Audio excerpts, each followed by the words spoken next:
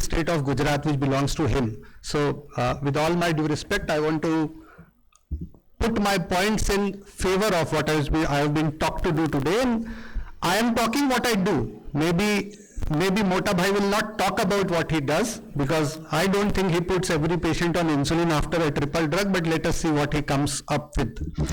So I have no financial disclosures, and to add to what Arvind sir said, you were lucky that you were practicing in that point of time, because 100 years before that you need to taste the urine to get the diagnosis of diabetes done.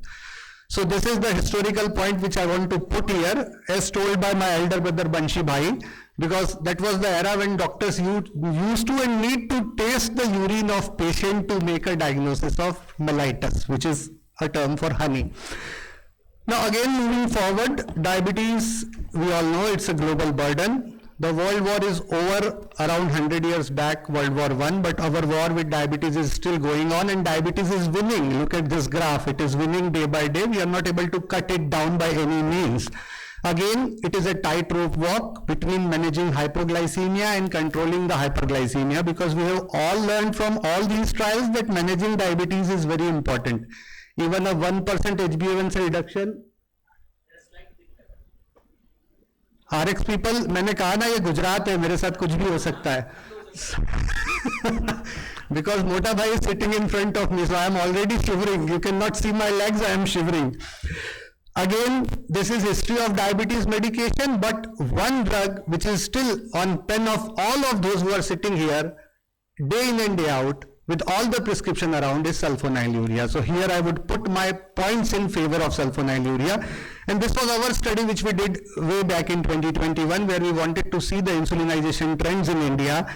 And we were surprised to see the indication for initiating insulin, as told by doctors themselves, was type 2DM patient who failed to achieve glycemic target. Kar lo, jitna karna hai, jeetenge wahi.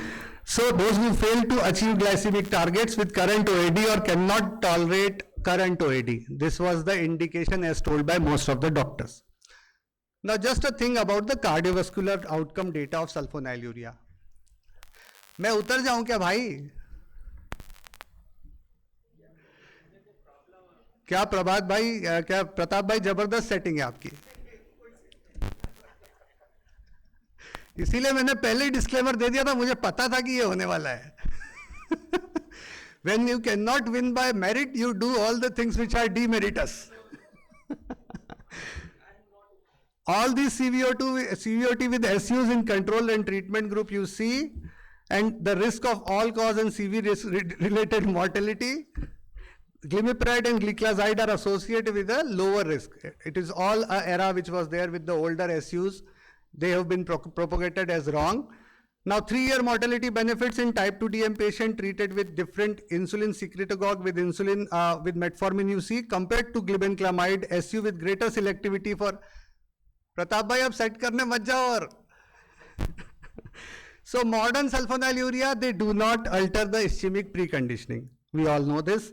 And it maintains ischemic preconditioning. The advanced trial has shown us that intensive glucose control with gliclazide plus other drugs reduce the incidence of combined primary outcome of major cardiovascular event.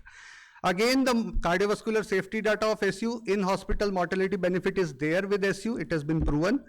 The safety in hospital complication when we see, including rhythmic ischemic complication, were less frequent in patient previously receiving gliclazide and glimepiride compared to those receiving glibenclamide. So this was a thing of past when we talked about glibenclamide. This is a Tosca IT trial, which again focuses on the long-term safety. Carolina, we all know about it very recently. It reassures on CV safety of glimepiride. The Carolina trial cardiovascular outcome we see, the risk for CV mortality on overall mortality was not different between the two groups. The inference, you can see it is efficacious, safe, hypoglycemia were not that much, weight gain little bit, 3P MACE non-significant, 4P MACE non-significant, and all-cause mortality was non-significant. It resolves the decade-long uncertainty on the CV safety of sulfonylurea. So the cardiovascular profile of modern ESU, when we focus on glimepiride, we see it preserves myocardial preconditioning, no effect on ATP sensitive potassium, little or no effect on blood pressure, and no effect on reducing the coronary blood flow. Now, indirect comparison of Carolina and Carmelina trial, when we see the safety of glimepiride is reassured in this. You all know about this. Now this is our own article, unveiling the utility of modern SU from cardiovascular outcome trials and landmark trials. Expert opinion on an international player, panel. What does it said? It said it is cardiosafe and no increased risk of MI, stroke or cardiovascular mortality.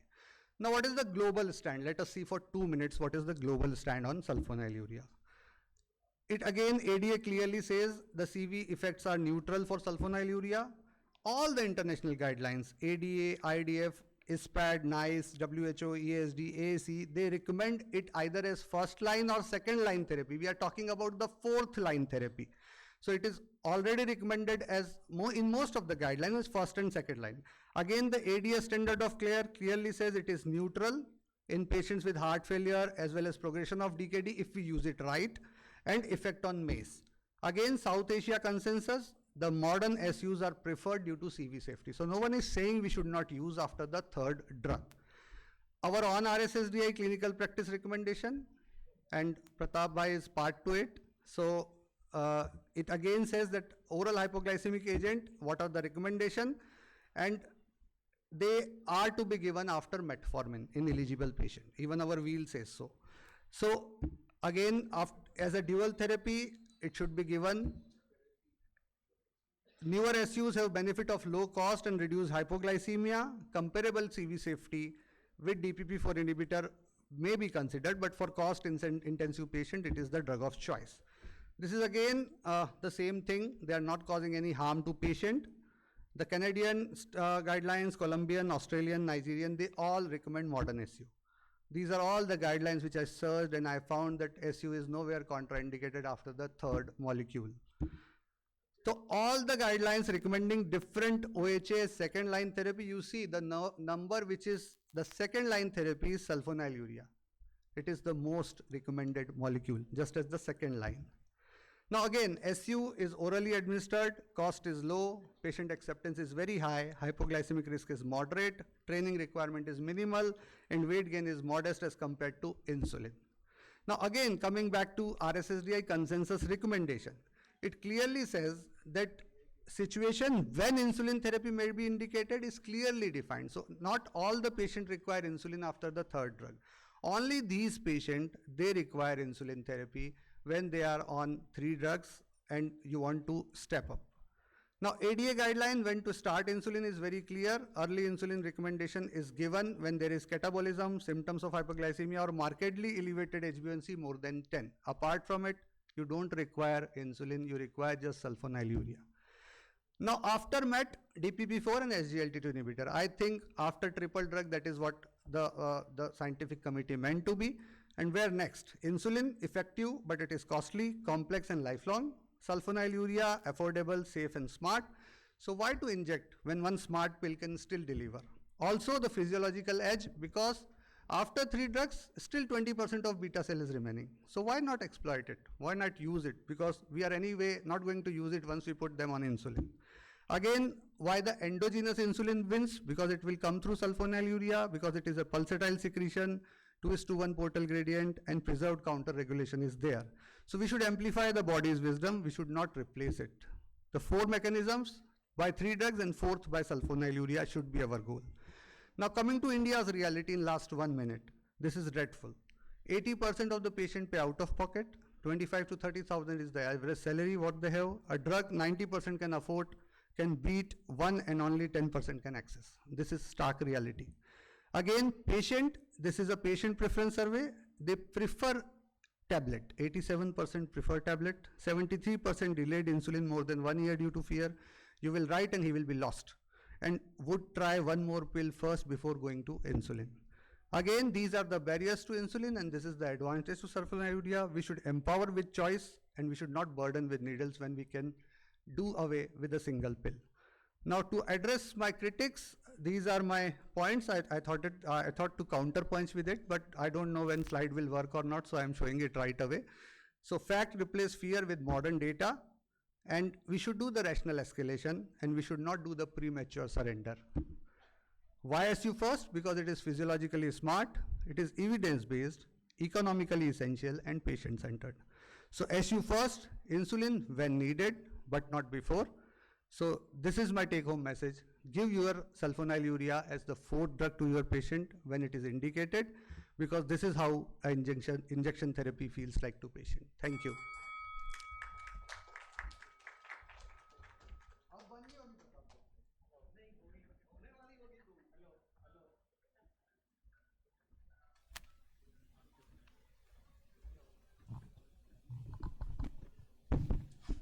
Hello. Absolutely, Bharat. The most important part and partial of diabetes management, or our aims of managing diabetes, is the glycemic control, of course, but simultaneously we have to have the micro and macrovascular complications control simultaneously. This is again very, very important from a diabetes patient's point of view. So all the drugs are okay, but you have already put your arguments in favor of sulfonylureas, that okay after triple. So the question is here, after triple drug therapy in type 2 diabetes. So that is the point. Yes. Can we have put the fourth drug as a sulfonylurea? So Pratap, I think he needs no introduction. Dr. Pratap is a organizing secretary for RSSDI held in Gujarat last time, and very popular person. Thank you, So, sir. Pratap. So I think my mighty opponent has clearly misunderstood this subject. I also agree sulfonylurea is a very good anti-diabetic agent, but it is recommended as first line or second line therapy, or when metformin is contraindicated or something like that. But as a fourth line agent, whether you will use it before insulin or not, that is the debate. And I think I will prove my point. I will compare insulin with sulfonylurea as a fourth line agent as far as efficacy, durability, cardiovascular outcomes, hypoglycemia, glycemic variability, and guideline support is concerned. So let me first start with this cluster-based classification. This is being told since morning many times that in our country, insulin deficiency is the major driver of development of type 2 diabetes, as evident from this cluster-based classification. 27% of people, they are having severe insulin deficient diabetes requiring insulin therapy. This is also being shown by Dr. Bansi and Dr. Yajnik and their team that insulin deficiency is the major driver as compared to Western people where obesity and insulin resistance predominant. So in our country, insulin deficiency is of paramount importance, and that can be targeted only with the help of insulin therapy. Landmark trial, which is the first large-scale longitudinal prospective observational real-world study done in our country to understand what happens to type 2 diabetes over a period of 3 years. And this is a stark reality that only 20% they are under control. Most of them are overweight, obese. They are having macrovascular complications. And patients who were on less than 3 OADs and more than 3 OADs, there was no difference in glucose control. So when the patient is on 3 OADs, optimal dose, you add fourth drug, it is not going to reach the glucose target. This is the time when you have to think of insulin, and timely initiation of insulin in this kind of population will give you a good glucose control, will reduce the risk of complications, and will improve their lives, quality of life. We all know this concept. Insulin therapy is now very easy with the availability of basal insulin analogs, ultra long acting basal insulin analogs. Insulin glargine is the gold standard, and we are all now know that this concept of fixed fasting first. If you decrease fasting to the normal range, postprandial will come to the range, and this glargine 100 you can take any time of the day, same day. For any kind of patient, you can start it very simply, 0.2 units per kg body weight per day, and titrate every 3 days. So it is very simple to start, very simple to titrate, and very simple to reach the targets. How much HbA1c reduction you can get with insulin glargine?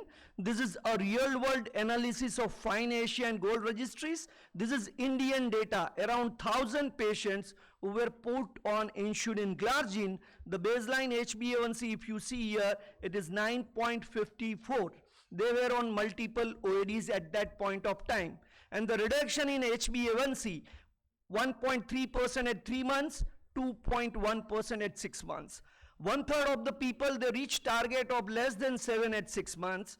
And if this patient, because most of these patients, they are having long-standing diabetes, they are having multiple complications, comorbidities. So we may not go for 7%, but 7.5% target, and that you can reach in 2/3 of patients.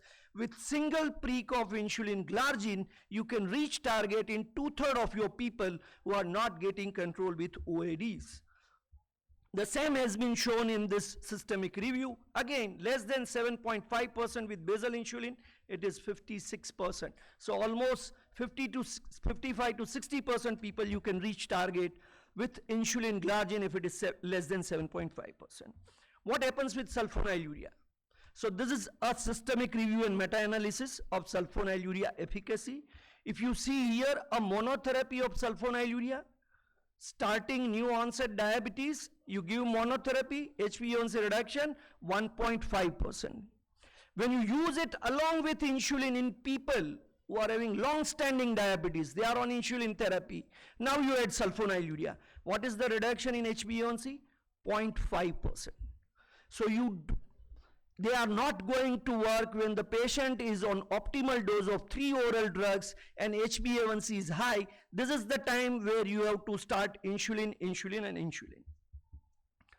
The GRADE study has clearly shown that more number of people will reach target if you start glargine even as a second line agent after metformin as compared to glimepiride or sitagliptin, as evident from this data. And the control will also be more durable. With sulfonylurea, it is only 2.4 years. With glargine, it is equivalent to liraglutide, like 4.1 years. So insulin will give not only good efficacy, but durable glycemic control, which is required for this kind of people for long-term glucose control, and that will translate into reduction in complications.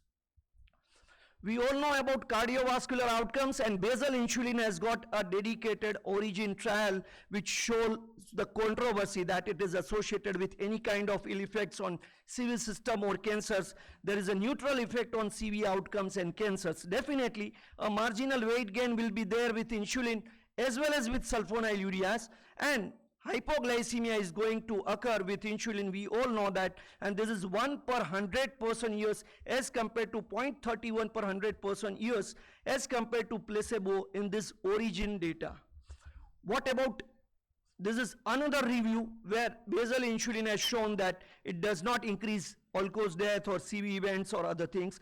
Definitely severe hypoglycemia is there, but the same has been proven with sulfonylureas. And sulfonylureas, when you compare it with basal insulin, I will show you this data, this GRADE study. It has clearly shown that the hypoglycemia risk with glargine as second line therapy after metformin, 0.32 event rate, as compared to glimepiride, it is 0.61. So double the risk of hypoglycemia with ACU as compared to basal insulin. And the same has been shown in this study, case control study in Bali, people getting admitted with hypoglycemia. They tried to find out the culprit for hypoglycemia. Here if you see glimepiride, double the risk of hypoglycemia as compared to basal insulin. So definitely sulfonylureas, they are not effective, not durable, increase the risk of hypoglycemia as compared to basal insulin therapy. What about glycemic variability?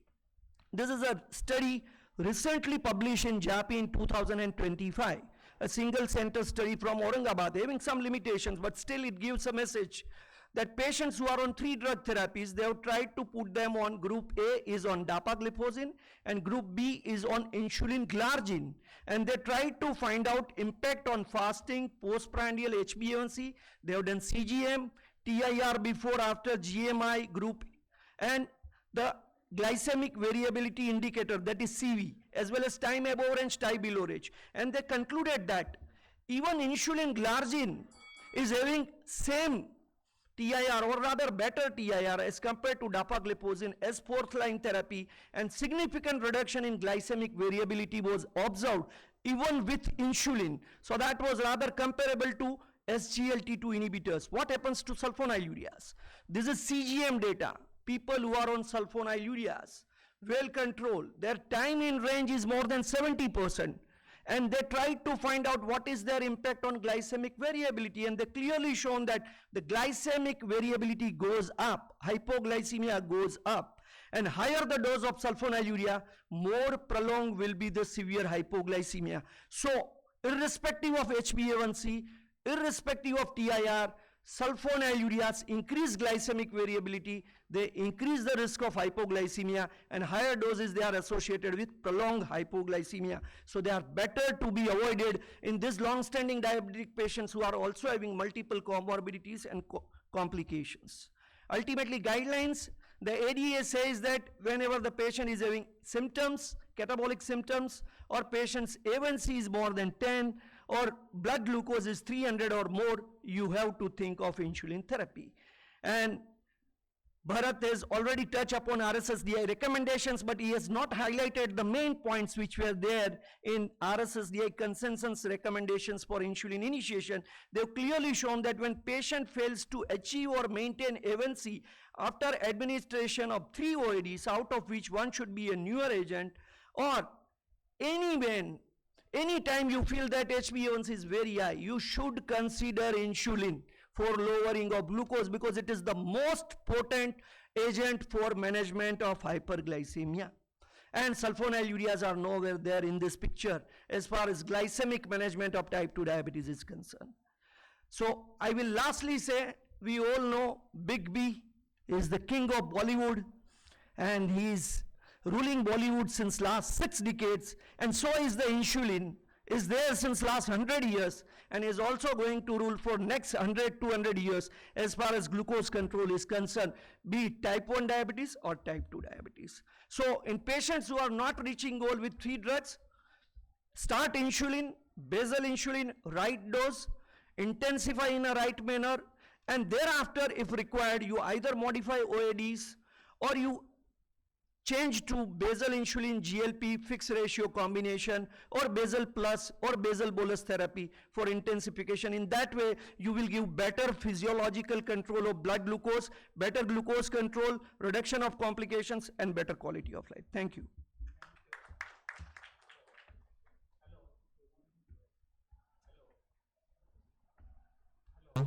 Yeah. Thank you, Pratap Bhai. And very aptly you put forward your arguments in favor of not using sulfonylurea after the triple drug therapy. The most importantly, we have to understand the natural history of diabetes. What it says that even when patient comes to us for the first time, 50 to 60% and even more than 60% beta cells are already lost before the patient comes to us with the symptoms of diabetes. So now we have to think of preserving those remaining 40%, 30% beta cells. And really it is a matter of whether we want to reduce the glucotoxicity by the sulfonylureas or by other drugs, or we want to again think of preventing the macro and macrovascular complications in diabetes. So both have put forward their things. Now for rebuttal, Bharat, let us say what you say. अरे भाई नीचे से निकल जा, मैं कुछ नहीं बोलने वाला हूँ, मुझे इतना डरा रहे हैं. डर मत, कुछ नहीं करेंगे. So I just want to highlight 2 points. One about the GRADE study, which he was boasting too much.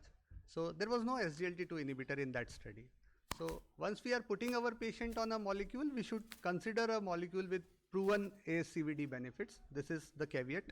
We always need to put our patient first on SGLT2 inhibitor. So after metformin, the second line definitely becomes a SGLT2 inhibitor. Then comes the GLP-1 analog, because patient should definitely be on GLP-1 analog.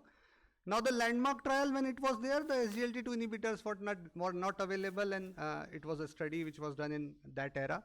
So again, I will just put this, that after triple drug, it would be metformin, SGLT2 inhibitor, and a DPP4 or a GLP-1 based therapy. Pratap भाई यदि अपने दिल पे हाथ रख के कह दें कि वो इंसुलिन चालू कर देंगे, तो मैं अपनी हार मान लेता हूँ. नहीं चालू करेंगे 100%. Without giving SU? Thank you. Wonderful. Pratap, you want to say, or I want Dr. A.K. Singh, I think your comments. Because Dr. Shashank is not here, so Avdesh, please. Yes, yes. So Yeah. I think great study and other things, they were designed to find out the durability of a treatment, and their insulin has proven that, although glimepiride has proven that it is equivalent to sitagliptin or better than DPP-4 inhibitor, but fourth line agent, still I will say sulfonylurea as a fourth line agent is a big no. So now the question is, Dr. Avdesh, after triple drug therapy, the people have already tried 3 drugs, and now whether sulfonylureas or whether it is insulin.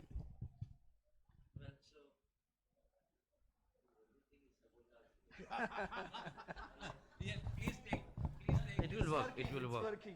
RX has to survive. He cannot switch off my mobile. Oh, fine. So first of all, to me it was little confusing what triple drug you mean to. Yes. See, I often see people, exchange word DPP-4 to GLP-1. It's not same. Not say. Don't bring DPP-4 into discussion. DPP-4 is a very modest anti-glycemic drug without any cardiorenal benefit. You are treating diabetes in a rural area, you don't have any gadgets, write a DPP-4 inhibitor, sugar will be controlled. But don't think beyond that. So I presume that when we are talking about triple drug, it is metformin, SGLT2 and GLP-1 agonist. GLP. First of all, if you ask me, metformin doesn't come into the picture. Look at all the guidelines. Where is the metformin? Which guidelines suggest you that metformin is the first line drug? None. If you have got a patient with type 2 diabetes, ask the question, are you suffering from heart failure, kidney disease, established heart disease? If any answer is yes, go for SGLT2 or GLP-1, not metformin. Metformin is nowhere in the any algorithm anywhere in the planet today. It was there until 2023. Since for past 2 years, all the guidelines in the world has put metformin out of the syllabus. So in the triple drug, metformin should not be there. Just for the sake of evidence. It's a different story that we still use it because we are confident. We are using it for past 60 years. We all use it.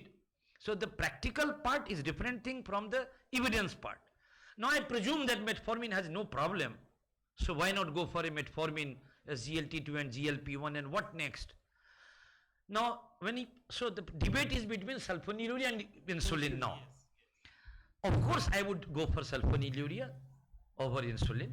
The answer is insulin is the only glucose lowering drug, nothing else. So is the sulfonylurea, it's only glucose lowering drug. But now the debate between that comfort, ease, complexity, availability of freeze. You need to have a freeze or a mitika ghara to put your insulin there, and then the abrupt hypoglycemia technique, etc., room temperature. If you go to the Jaisalmer in Rajasthan with a temperature 50 degree, where will you keep? You have to hire someone else freeze. You for sulfonylurea you don't need anything. At the end of the day, neither of the drugs, sulfonylurea or insulin, reduces cardiovascular or renal outcome. So both are neutral in that aspect. So it's always comfort, cost, complexity. The fact remains is that also, everyone is using sulfonylurea. For the matter of debate, you can debate it. So answer is, if your patient has got a osmotic symptom, no drug is choice. First is insulin. If patient doesn't have any osmotic symptom, or have got any established cardiovascular disease, kidney disease, then bring SGLT2, GLP-1 as a first line drug. Then use anything. Naturally, third drug would be pioglitazone today, if you have got a cardiovascular disease. So, I believe that these discussions are happening if you have got a patient with a garden variety of diabetes without any complications. If that is the case, then sulfonylurea should be the preferred one, looking at the cost, comfort, and now CB neutrality data through the Carolina trial. What the JJ was talking about the UK PDS study, and very aptly UK PDS study says that even glycemic control, 1% reduction of HbA1c can reduce the microvascular complications. Sorry sir, I debate on that. No, I will hold you here because that concept is wrong. That concept is wrong. So let me tell you one thing. No, because now we are debating on a different aspect. So when people quoted 1% drop in HbA1c, reduce blindness by 25%, amputation by 30%, in which trial? So do you know how this data has been come? I have written a critical analogy of UK PDS trial. Yes. UK PDS trial was mother of trial in that era when the statin and ARB was not born. UK PDS era was done when people having a type 2 diabetes who were recently diagnosed without any treatment. Do you know? So when we talk about UKPDS, Dr. Gupta, let me very clear here. You know what was the requirement in UKPDS trial? So when you are sitting as a chairperson, you need to know about the trial before commenting anything. In UKPDS trial, the plan was that if your patient fasting blood sugar is more than 270 milligram per DL, then only you start metformin. Can you do it today? Why we are discussing UKPDS trial? No, no, just. Number one, sir, hold on. Now, in UKPDS trial, no amputation, MI, anything was, that was not the primary target. UKPDS trial was done to show whether sulfonylurea reduces blood glucose without doing any harm. That was the intention. Because in UGTP trial, tolbutamide increases cardiovascular death. So the entire team of UKPDS, they started looking at that, let's do a trial with a newer drug. They started with chlorpropamide and glibenclamide. Chlorpropamide was banned. So the trial was entirely done with glibenclamide. Just to show that glibenclamide reduces blood glucose fine without any side effect. No outcome. It was not an outcome driven trial. So when you are saying 1% reduction, this is a statistical modeling of UKPDS trial. It was done by a UK epidemiologist. This lady is a Stratton. You can see we are Twitter friend there. I always challenge her. You cannot put a data of a randomized control trial when you didn't look at the amputation outcome, and then you are claiming by mathematical modeling in computer that 1% HbA1c drop reduces amputation by 25%. Did you ever see any less amputation in UKPDS trial? So please, these were, sold out in era that you use insulin from the insulin makers, pushed it for that. That if you lower HbA1c better, you reduces all the outcome. We no longer believe on that. At that point of time, there was nobody to look at it, that it was it real or is it a statistical modeling? It's only modeling, not the fact. So that we need to remember. Thank you very much, and I think you have put absolutely the faulty UKPDS trial, what you are telling about that thing. But the only thing is still, I think most of the people agree that glycemic control is still very, very important. So that is the only point. So now I want to, you want to say something? I want to ask Dr. A.K. Singh. Yeah. No, you are expert because, now. Because you are telling that sulfonylurea should be preferred. I agree. But will you look at any HbA1c level or something like that, or any patient you will first try with sulfonylurea and then go for insulin? So you are putting your finger into hornet's nest. Yes. First of all, HbA1c. The basic premise of treating diabetes based on HbA1c is absolutely wrong. I never treat based on HbA1c. I have challenged the ADA guideline maker that why did you put HbA1c as a initiation of treatment? HbA1c suggests you past tense. Current fasting PP blood glucose gives you a present tense. So let me tell you one example, and you do it in clinical practice. You will agree with me that this is a flawed idea. This was the topic I have given to Dr. Anil Bansali to speak in DiaObecon, and he called me 100 times that what should I talk on this. I said you go and say it is a flawed. The reason being, now which is I am telling you here. So you have got a patient who came to you today. He is a diabetic for say 5 years. His HbA1c was 3 months back was 9%. You started on a sulfonylurea metformin simply, say Amaril M24 twice daily. Now his blood sugar, after 1 month he came back to you. His blood sugar fasting is 80, PP is 102, but HbA1c from 9% it has come to 8.5%, because you don't expect HbA1c to come down to 7% within a month. Now this patient was seen by say me 1 month back. Now he has come to you now with HbA1c of 8.5, fasting 80, PP 95. Would you increase the dose based on your HbA1c? No. Then why the HbA1c is the criteria to initiate, titrate and monitor? It just only give you what did you do in the past 3 months, how it is coming down. This is only for the record, is for passive seeing, not for active intervention. So to answer your question, first of all, for me HbA1c is not the initiation or a titrating dose. It's Then only sugars- suggests that how did I treat you. Then sugars. Right, so now come to the sugar. So again, sugar value depends upon whether a patient is a treatment primed or a insulin primed. see, many of, in our clinical practice, patient comes with you, who is a treatment naive with a, say, fasting of 400, PP of 550. We don't start insulin.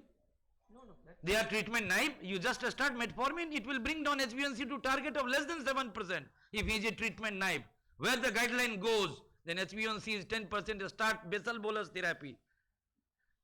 Where this entire system is flawed, sir. Unfortunately, this is a flawed system. So treatment of diabetes cannot be done through a textbook teaching or through a guideline.